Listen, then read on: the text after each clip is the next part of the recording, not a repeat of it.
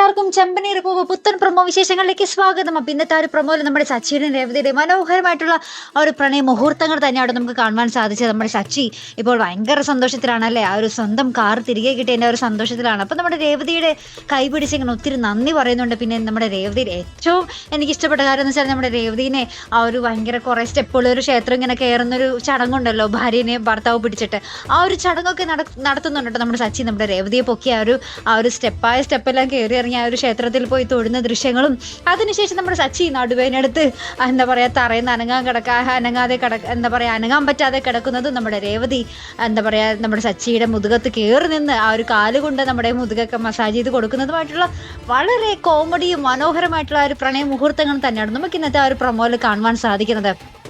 അപ്പോൾ എന്തായാലും ആ ഒരു മനോഹരമായിട്ടുള്ള ഒരു നിമിഷങ്ങൾക്കായിട്ട് നമുക്ക് കാത്തിരുന്ന് കാണാട്ടോ. ഭയങ്കരമായിട്ടുള്ള രസകരമായിട്ടുള്ള ഒരു സച്ചിയുടെയും രേവതിയുടെയും പ്രണയം തന്നെയായിട്ട് ഇനി നമ്മുടെ ചെമ്പനീർ പൂവിൽ വരാൻ പോകുന്നത് മറക്കാതെ കാണാം. അപ്പോൾ ഇതുപോലുള്ള പ്രൊമോ റിവ്യൂസിനും എപ്പിസോഡ് റിവ്യൂസിനും ഒക്കെ നിങ്ങൾ മറക്കാതെ ചാനൽ സബ്സ്ക്രൈബ് ചെയ്യുക. അടുത്തൊരു വീഡിയോയുമായി വരുന്നത് വരയ്ക്കും ഗുഡ് ബൈ.